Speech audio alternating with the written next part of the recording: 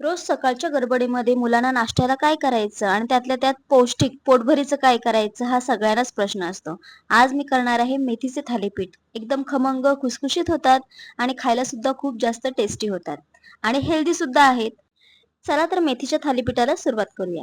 तर त्यासाठी मी इथे मेथी घेतलेली आहे. ती निवडून घेतली. आता ही मेथी आपल्याला कापून घ्यायची आहे. तर कधी पण लक्षात ठेवायचं मेथी कापताना आधी धुवून घ्यायची नाही. धुवून घेतली तर मग ती ओली होते आणि कापायला खूप जास्त प्रॉब्लेम होतो. हाताला चिकटून राहते. त्यामुळं काय करायचं आधी मेथी बारीक चिरून घ्यायची.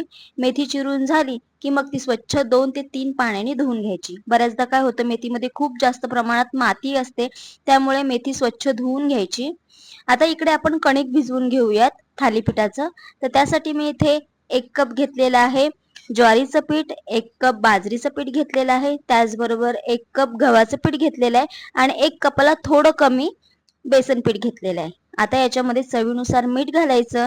त्याचबरोबर मी इथे 1 चमचा ओवा घेतलेला आहे. तो हातावरती चोळून घ्यायचा. त्याने त्याचा जो वास आहे तो सगळ्या थालीपीठाला छान असा येतो. आता याच्यामध्ये हळद घालायची आहे. इथे मी हिरवी मिरची, आलं, लसूण हे ठेचून घेतलं होतं. तर ते 3 चमचे घातलेले आहे. आलं, लसूण आणि हिरवी मिरची तुम्ही तुमच्या अंदाजाने घाला. कारण तुम्हाला कितपत तिखट हवंय त्यानुसार. त्यानंतर त्याच्यामध्ये स्वच्छ धुतलेली मेथी घालून घेतली. आता थोडं-थोडं करून याच्यामध्ये पाणी घालायचं आणि आपल्याला हे कणिक भिजवून घ्यायचं आहे. कणिक एकदम घट्ट किंवा एकदम सैलसर असं भिजवायचं नाहीये. अशा पद्धतीने मध्यम आपल्याला हे पीठ भिजवून घ्यायचं आहे. जेणेकरून आपल्याला थालीपीठं थापताना जास्त प्रॉब्लेम येणार नाही. खूप छान टेस्टी होतात. घाईच्या गडबडीमध्ये एकदम झटपट होणारा असा नाश्ता आहे आणि लहानांपासून मोठ्यांपर्यंत सगळ्यांनाच आवडतो असा हा नाश्ता आहे. त्यातल्या त्यात पौष्टिक सुद्धा आहे. तर इथे मी गॅस चालू करून त्याच्यावरती तवा गरम करून घेतला. इथे सुती कपडा घेतलेला आहे. याच्याऐवजी तुम्ही रुमाल सुद्धा घेऊ शकता एखादा कॉटनचा. मी इथे पंचा घेतलेला आहे. तर याला आता ओलवून घ्यायचं आहे. थोडं-थोडं करून पाणी घालायचं आणि ओलसर करून घ्यायचं.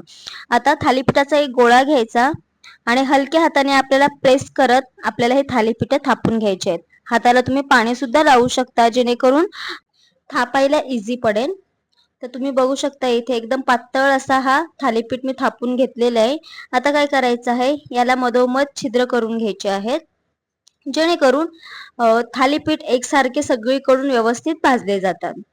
तर इकडे तवा सुद्धा छान असा गरम झालेला आहे. आता याला सगळीकडून तेल लावून घ्यायचं, तेल पसरवून घ्यायचं सगळीकडे व्यवस्थित.